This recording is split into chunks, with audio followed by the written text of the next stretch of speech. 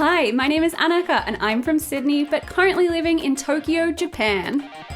I love crafting, so today I want to go and try some DIY kits from a huge Japanese craft store called Usawire. But first, some food. I have always wanted to try needle felting. I mean, look how cute these are. So I picked out a beginner's needle felting kit, which said it was easy. The instructions for this kit are in Japanese, which I don't speak particularly well, but what could go wrong? It's 10:30 p.m. That is the most logical time to start a craft project. I have no idea what I'm doing.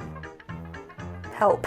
After a slow start, I figured that to needle felt, you need to stab the wool repeatedly with this needle, and that makes the fibers become dense and mesh together, and by repeatedly stabbing the wool piece, you can slowly start forming it into a dense little woolen ball. This is extremely satisfying. After a total of 2 hours, I'd managed to make myself 2 felted balls, one for the panda's head and one for the body.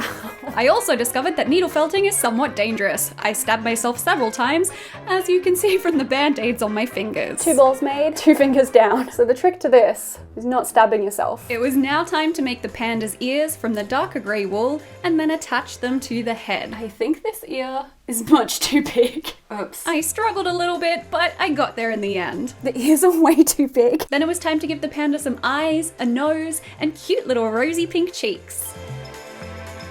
You know what this looks like?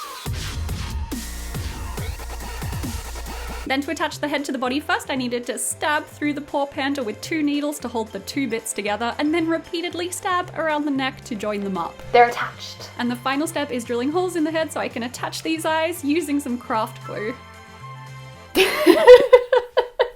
What have I made?